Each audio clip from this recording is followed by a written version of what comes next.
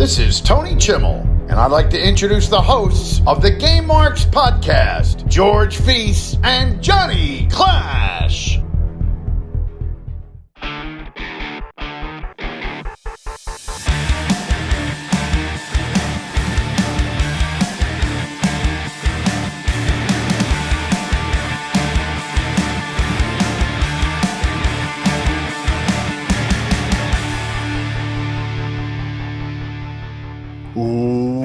Welcome to the Game Marks podcast, where each and every week we do a deep dive into the good, the bad, and the awesome of all things video game. My name is George Feis. And I'm the man they call Johnny Clash, and today we are playing Super Mario World. That's Mario World. We are being joined by our friend, the Eldert Spork, a little later, and we will discuss our favorite Super Mario power-ups and so much more.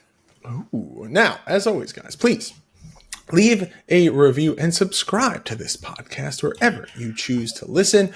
Apple Podcasts, Spotify, anything in between. Follow along on all forms of social media at Game Marks Pod, and make sure to follow Pod Exchange on Twitter or X. That is at PODXCHANGE.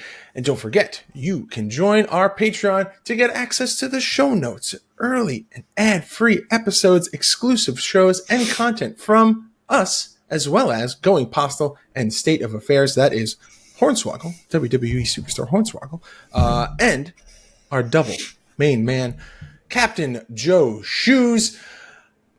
But, John, today we are covering Super Mario World, but we can't go forward until we talk about last week's episode, Mario Kart 64. I mean, what can you say about this game? What a classic. Like, watching back, I wanted to play more. I think I did go back and play some more. Just so much fun, and you just can't say enough good things about it because it is just that classic. It's on the pedestal with like the game we're playing today, with Super Mario Brothers, with Mario Party. It's just there. It's amazing. It is. This was a very hard list to put together of just the three Mario games that we would kick off Mario Month, or first ever Mario Month with. But who knows, man? Maybe next month we'll do a different theme of. I have an idea for next month. Oh, okay. George, all right. I'm going to look at the calendar right now. Oh, all right. Next what do we month, got? The 2 episodes fall right around our birthdays. So I think you pick a game and I pick a game. Doesn't have to be wrestling. Just you pick one of your favorites. I'll pick one of my favorites. And that's what we do next month. Now, Birthday month. I know that neither one of us are like super big horror game guys, but we're going to have to play them eventually. Do you want to say that maybe since it'll be the month of Halloween, that maybe we pick a horror-esque, horror-adjacent game? I could try, but I don't know if I could find one. Okay, all right. I got some ideas of some that we can play, but we're going to have to jump down that rabbit hole eventually, and we're going to be playing a lot of games that we've otherwise never played, because that's the point of this podcast. So, yeah, very excited, but it is now time for us to do the deep dive. We're going to throw on those nostalgia goggles. We are going all the way back to 1991, and it is time for us to boot up our Super Nintendo Entertainment System, and we are playing Super Mario World. Are you ready, John? Let's go. I'm tiptoeing. I'm diving in. I'm ready.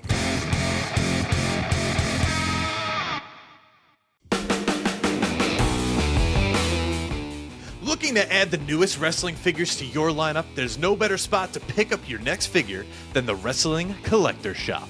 Started by collectors for collectors around the globe, Wrestling Collector Shop has been serving the fans the latest and greatest in wrestling action figures since 2002. So the next time you're looking for the newest wrestling collectible to add to your collection, make sure to go to WrestlingCollectorShop.com and use code GameMarks to save yourself 10% on your order. That's 10% off your order with code GameMarks at WrestlingCollectorShop.com.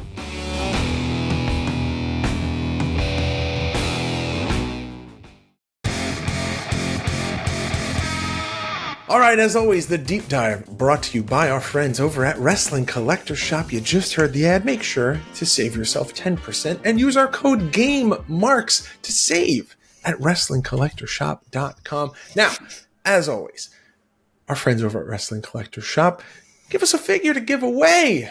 And every single week we pick a winner. Last week, you had the opportunity to win a Ultimate Kevin Owens figure. John, who Great won figure.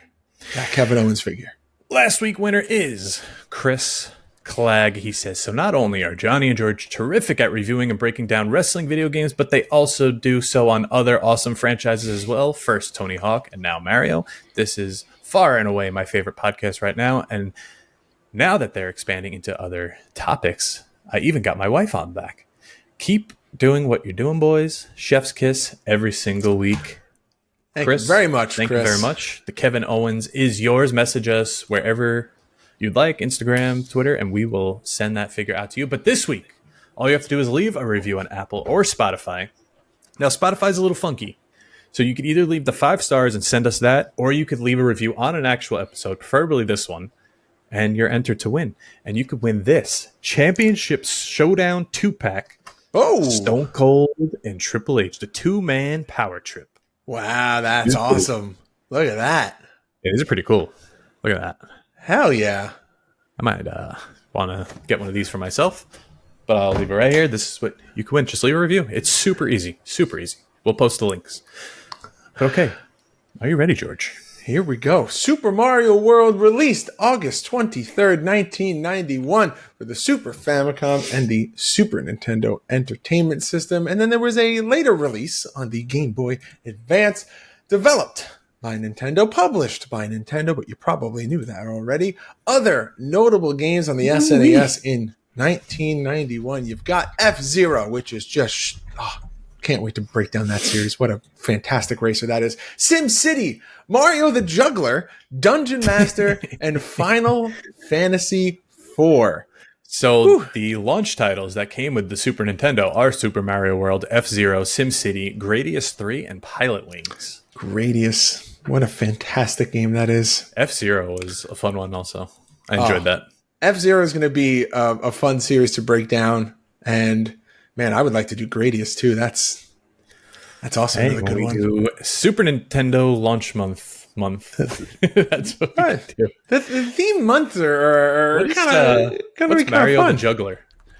Am I supposed to know what this is? I can't say that I know what Mario the Juggler is. I'm sure there's other people. It's like a weird Game & Watch handheld. Oh, It's one of those where like Mario's on the screen and then the things pop up and he juggles. Yeah. This is weird. I don't that's even know. not an SNES release. That just is a notable game release in 91. I don't know if I'd even count that as a game, to be honest. But Super Mario World, again, we're in the 2D side-scrolling platform game world, just like the other Mario games. And you take control of Mario or Luigi, but it features 2 screens now. You have the overworld map where you pick where you want to go. It's not just linear now. And you have the side-scrolling courses, which everybody knows. You can visualize them when you think about them. They're beautiful. They're so nicely done. They're colorful. We're now on the Super Nintendo. We get more colors now. It's great. Man, there's not enough great things to say about this game. It is just far and away, from start to finish, such an enjoyable experience. Even the more challenging, difficult levels are fun. Like it is challenging in such a way that you're like, this is insanely frustrating that I keep having to replay the same levels over and over. But it's one of those games that when you finally get past it, such a rewarding experience. But there's still the tones of the previous Mario games where you're jumping, you're dashing, you're jumping on top of enemies. It's a 2D side-scrolling. You're just running and jumping pretty much. But the levels themselves, you now have fortresses, I can't speak today, ghost houses, there's castles, but then there's, I think everybody's favorites, like Dinosaur Land in this one, the outdoor maps where you're just running and jumping the warp pipes and everything's coming up in between. And of course, when you fall, you die when in between the pits. When you get hit by I guess I'll say bad guy. We'll call them bad guys. When you get hit by them, you become small if you have the power up, or you just also run out of life. One thing you could do is also run out of time. Have you ever run out of time on a Mario game? Maybe if you're like messing around a little bit? I'll say maybe when I was younger, but I mean, all of the big bads are here. You've got the Koopas, the Goombas, the Bullet Bills. The Goombas. The Goombas. It sets the stage for everything that most gamers know about Mario today. Like, I would be willing to bet that a lot of people have their major exposure to a lot of the characters that have been so prevalent throughout the series from, this game. Well, we're going to get to one big one later, but there are 7 bosses who are just Koopalings controlling fortresses, but Bowser is the final boss here. And Bowser, he was previously, King Koopa? Yeah. And also Princess Toadstool is in this game, who is now known as Peach. So there was some rearranging somewhere along the lines here. Oh, yeah, I guess. So they do rename some characters, and they get more fleshed out backstories, or there's as the series has progressed, some titles have changed. There's at a certain point we're gonna have to play Super Mario 2. Which is a reskin of another game. It's like the most commonly known, most commonly known video game fact. But maybe we'll get Swoggle on for that episode because he is on record saying that's his favorite Super Mario game of all time. Oh, wow. Okay, yeah, we could do that. Now the gameplay, like we said, very similar. I cannot, George. It's a Saturday morning. I'm tired. It's all right. It happens, man. Very similar to the other Super Mario games, like Super Mario Brothers, Super Mario 2 and 3. Introduces some new stuff like dashing and jumping, which you couldn't do before. You could fly or float using the Cape Feather, which is, I loved getting the feather, and the P-Balloon. Now, you could also do new jump spin moves, like you could crush your enemies with that. You could bounce off certain enemies, which you couldn't do in the previous games, because if you touched them, you were just done. You could also break certain blocks. So it gets a little where you have to really know what does what, especially when things start moving and coming towards you and you can't really go back that far, and it's just you gotta figure some things out before you get going here. But overall, this game has 96 level exits in total, so within those 7 or 8 actual levels there's 96 ways you can exit, which is crazy. Man. Now you could also save your space in the game and you can continue, which is huge because you couldn't do that in the previous games. Not even a code, nothing.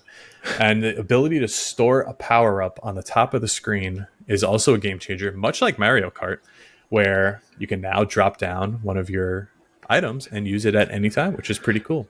And of course, one of our other favorites, the star makes Mario invincible. Doesn't protect against lava or running out of time, but it's the biggest staple here. That star, everybody knows the music, and it's beautiful.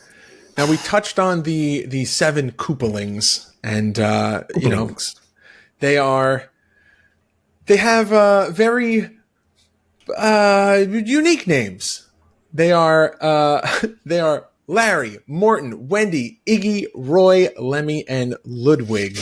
Those are all of the Koopaling names, and they all have a unique fight mechanic as a little mini boss. But every aspect of this game, some elements are repeated. It's a platformer. It all is presented in such a way that it's not super noticeable that it's like reused, if that makes sense. Like you can tell like, oh, these are the same assets, or, this level feels similar to this level, but they always have one tiny tweak, one small change just to make it different enough that you never feel like you're playing the same level. No, and this does look similar to the Mario games we're going to get in the future, Yoshi Island and all that. They do get repetitive in that sense, but this is what you expect to get. And this one was said to have one of the most high replay values of any Mario game there's been. Yeah. And even going back now, there's some stuff here I never remembered as a kid. So you're going to want to go back. You're going to want to play it. But let's get into the characters here. Obviously, Mario and Luigi, who you can play in multiplayer mode. You just take turns going back and forth, picking between the two. Princess Toadstool, there's Bowser, there's the Koopalings, whose Soups in our chat just said are all named after musicians. And then, the debut of my favorite character, Yoshi. Oh, Yoshi is here, finally, in Super Mario World. He's a dinosaur companion of Mario. You all know him. You all love him. He's the little green guy with the jolly look on his face. You can ride him. You can eat enemies and spit some of them back out, especially the shells. Or some of them will even, as George pointed out in our playthrough on YouTube, you shoot flames back at the other opponents. I'm used to wrestling games. At the other, like Koopas and everything.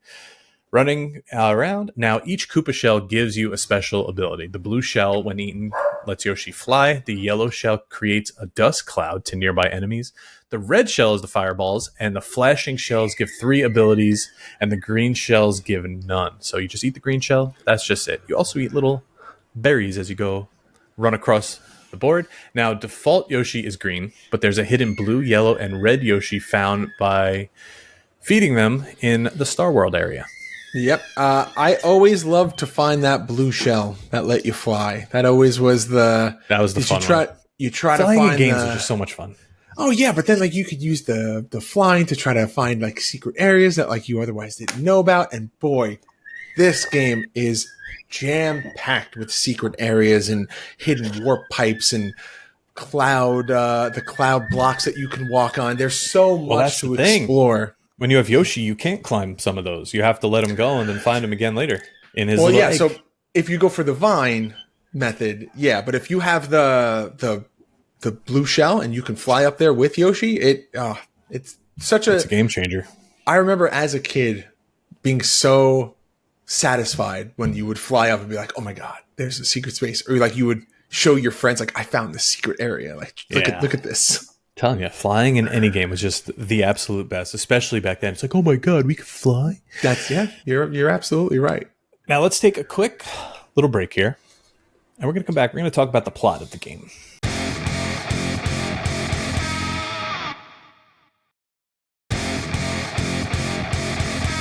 All right, so you're hanging with your friends, Luigi, the princess. And you decide to take a little vacation to Dinosaur Island. Really originally named. Not Jurassic Park or anything, just Dinosaur Island. Now, Princess Toadstool, she's captured by Bowser. Go figure. You think she would learn after all this time to maybe avoid the big guy with the spikes on his shell. But no. Now, Mario and Luigi meet Yoshi, who reveals that Bowser's kids, the Koopalings, have imprisoned his dinosaur friends in eggs. Now, Mario, Luigi, and Yoshi, they embark on this journey to rescue the princess and Yoshi's friends. They defeat the Koopalings throughout Dinosaur Land, as George mentioned earlier, their names, and there's 7 of them. Mario and Luigi reach Bowser's castle, defeat him in a final battle, and rescue the princess. Peach and Peace are now restored to Dinosaur Land. Man. Good job, Mario. Good job, Luigi. And that final battle is great. There's almost not enough time in one episode to cover how impactful and diverse this game is. There's so many different elements. Just Yoshi. Oh yeah, and it's so much more than a standard platformer because of that, because of the power-ups, because of the introduction of Yoshi. It is truly, a lot of gaming companies and publishers use this, but I truly think that it is appropriate. This does feel like the next generation of what Super Mario platformers become, and sets the stage for what we know today. And there are games that come out, within the last couple of years that try to recreate this, where they're like, Guacamole.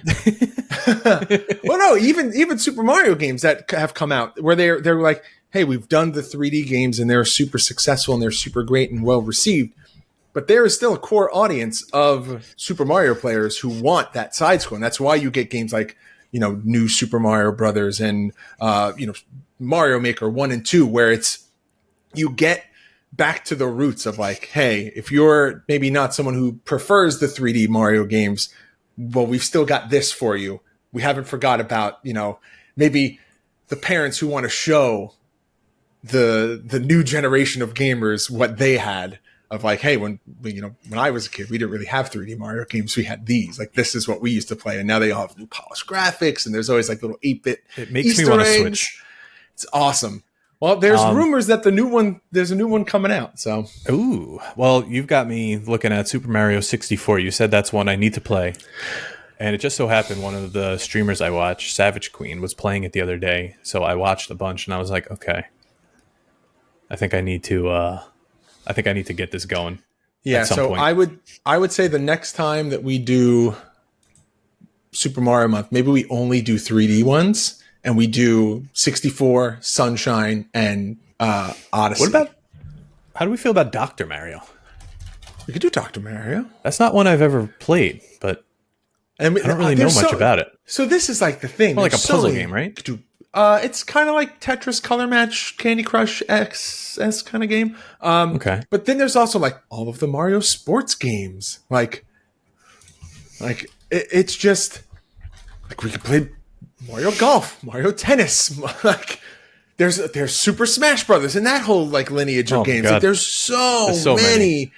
And it's exciting to know that we I'd love have to the do opportunity bootleg to month. Like find all the bootleg games. Oh, Okay, like I had Super Mario Brothers on my calculator, my TI 98, whatever the hell it was called, that big graphing calculator. It's like Super Mario Brothers was on that, but you only got like one level. it's Super Mario transcends the gaming console. It has Like I had Ninja Turtles, Smash Brothers ripoff. We should do something like that. I would love that. Let's- That'd be great. Let's talk about the artwork here. I can't pull this one out of the N64 case because I don't have a Super Nintendo. But everyone knows the Super Mario World font, the colorful, playful letters, the type. Explore 9 worlds and 96 levels of non-stop action. Total non-stop action. You got that iconic Super Nintendo logo with Mario with a little cape on riding Yoshi. Now, if I'm a kid, if I'm seeing this, not even a kid, I'm sure there were adults as well. You're a Mario fan. You're waiting for the Super Nintendo. You now see him riding a dinosaur with a cape. This is like mind-blowing. Yeah. It's few things are this word is thrown around very loosely when it comes to gaming, but this is truly an iconic cover.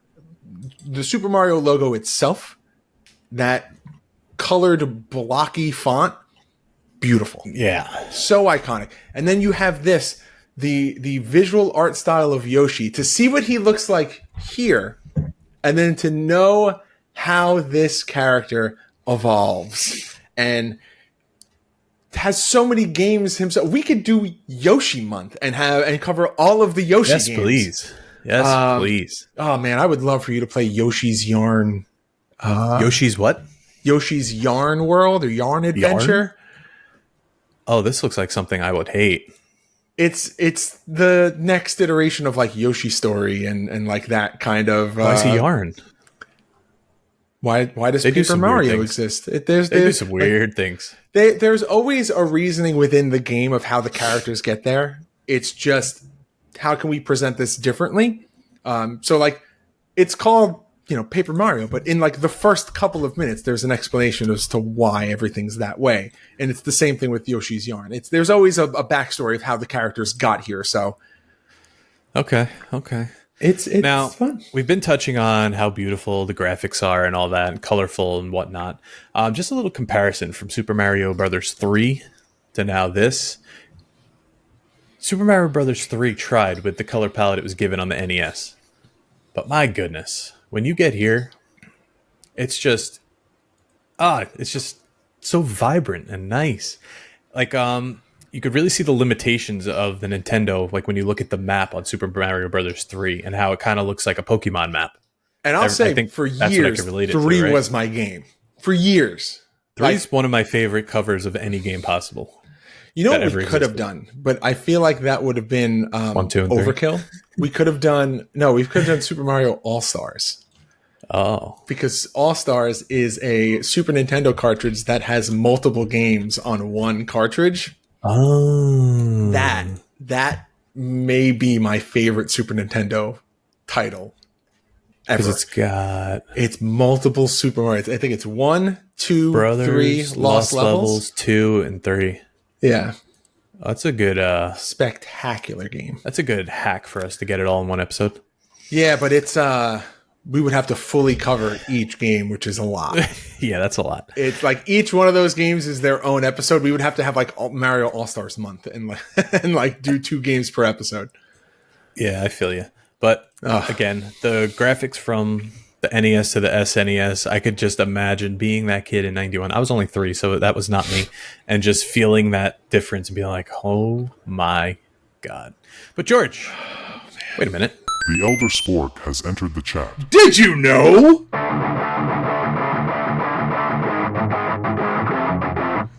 Game director Shigeru Miyamoto wanted Mario to have a dinosaur companion ever since the first Super Mario Bros. Released, but Nintendo engineers could not add it due to the limitations of the NES. Super Mario World was re-released with Super Mario All-Stars as a pack-in cart for Super Nintendo bundles later in the console's life. It ported to the Game Boy Advance as Super Mario World, Super Mario Advance 2 between 2001 and 2002, and on the Wii's Virtual Console in Japan on December 2nd, 2006. September 14th, 1991 saw the release of Super Mario World animated series as part of Captain N in the new Super Mario World on NBC. There is an active community for ROM hacks of SMW, including the popular category of Kaizo, which modders create extremely difficult levels for Super Mario World. Notable titles in that series to check out are Dram World, Invictus, and the ever-popular Grand Poo World series. Now, on to some speedrun facts, because, well, it is Spork. The 96 exit world record is 1 hour and 21 minutes and 4 seconds by Uzi. The 11 exit world record is 9 minutes and 39 seconds by Oil and Water. Now, those are considered the 100% and any percent world records for speedruns. There is, however, one other popular speedrun category called Zero Exit, in which runners manipulate code within the game called ACE in order to skip straight to the cutscene. Hey, thanks so much for having me, guys. Oh, that was a There's pleasant buddy, little run the in there Eldert from our Spork. buddy there. Huge shout out to... Listen, we're going to see if he could join us next week for a full Oh, yeah. episode. And yeah, he's our Super Mario master around here. So whenever we have questions or need an opinion, he's the one to give it. And I'm glad we had his input there. But George, do you want to sit back? Do you want to relax? We've been recording for a long time today. Do you want to do some R&R, some ratings and reviews? Take us through it, John. All right, so as we mentioned, it is also available on the Wii Virtual Console. I'm not going to read those reviews. I'm just going to do the SNES. Game Rankings gives this a 94%. All games with a 5 out of 5 stars. Computer and video games a 96%. EGM with a 9 out of 10.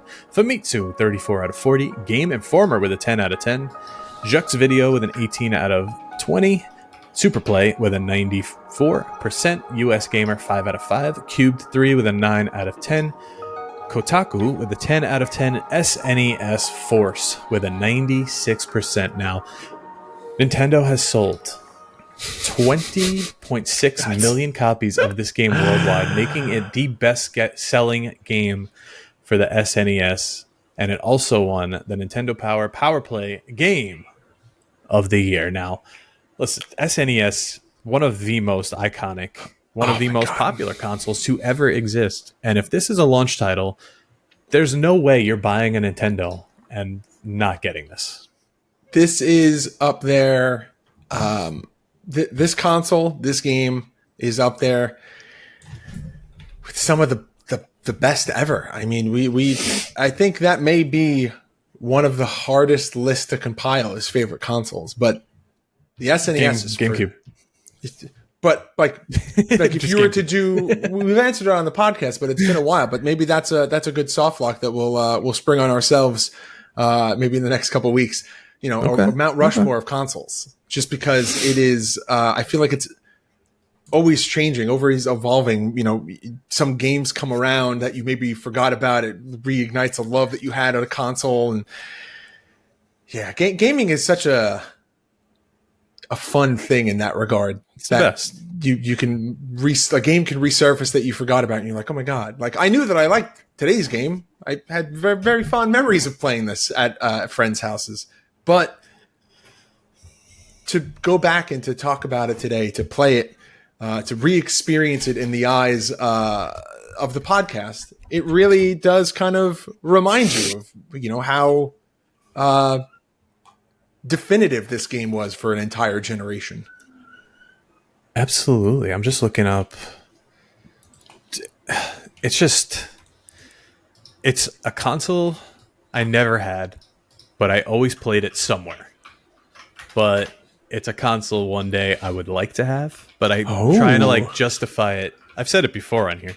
I was a Sega kid, not a Nintendo kid, other than the first NES. But I have the emulation in my hands. Do I really need a console to go with it?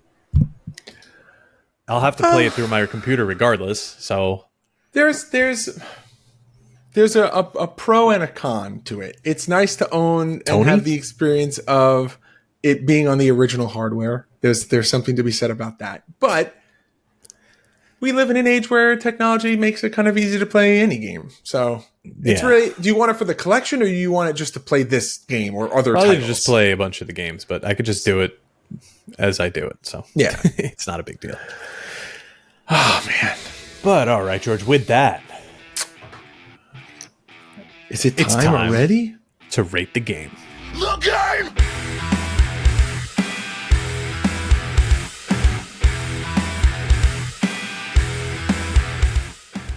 All right, George Feis.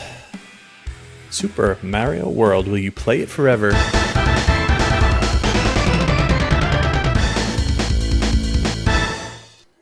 Or future endeavor?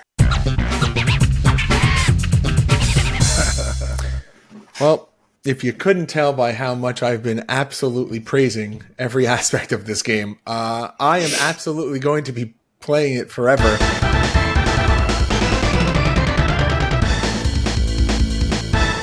And this is a game that, over the course of my life, I have definitely gone back and played through more than once. And we'll probably give it a playthrough now that we just did it today on the podcast.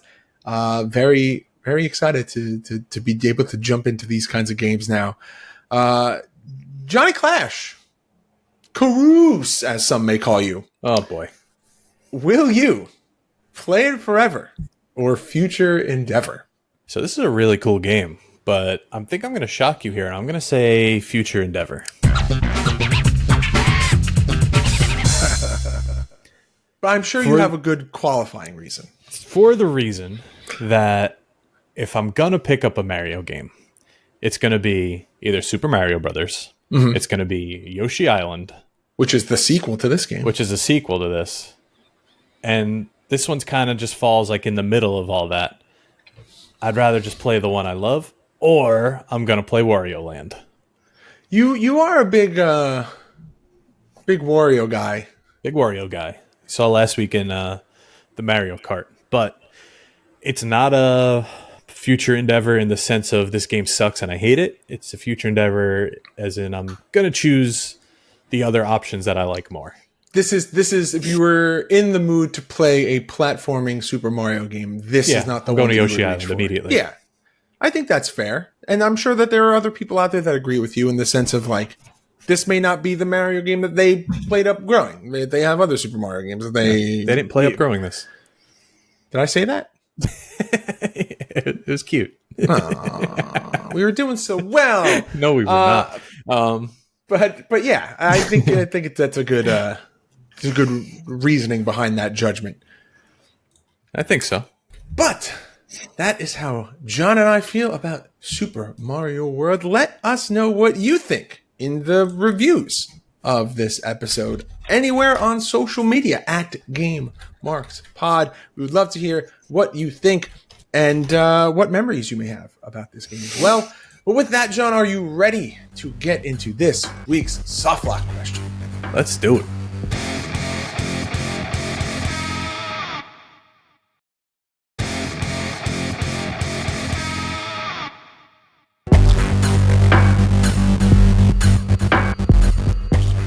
All right, the Soft Lock is a segment on the podcast where each and every episode of one of our Mega Marks gives us a question to answer a topic to debate. It's a question of the week with a fancy name. This week it comes from Agent Banner, and the question is, New member of our Discord.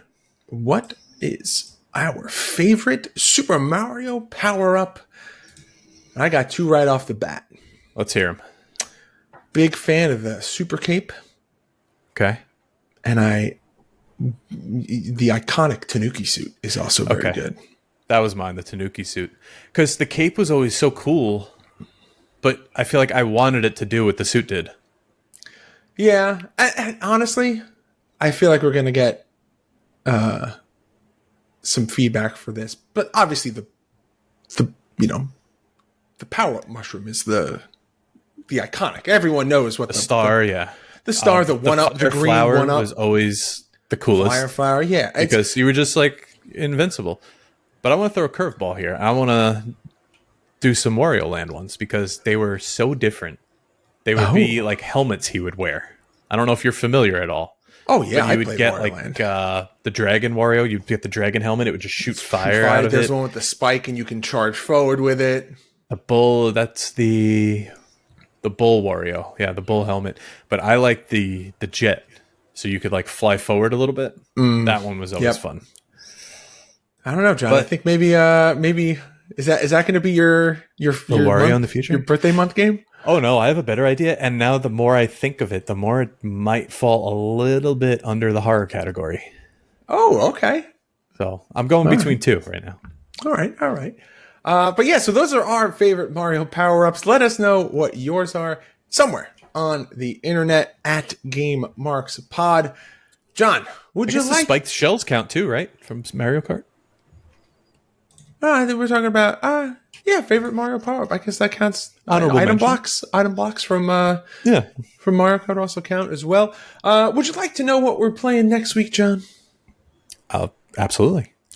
Well, you're going to have to dust off your old Game Boy because we are going back into the handheld consoles because we are playing Super Mario Land, the original Game Boy, a game that I am familiar with. John, are you at all familiar with Super Mario Land? Great.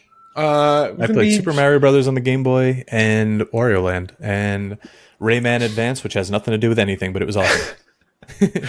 I'm very excited to show you a new Super Mario game, and maybe one that you'll enjoy.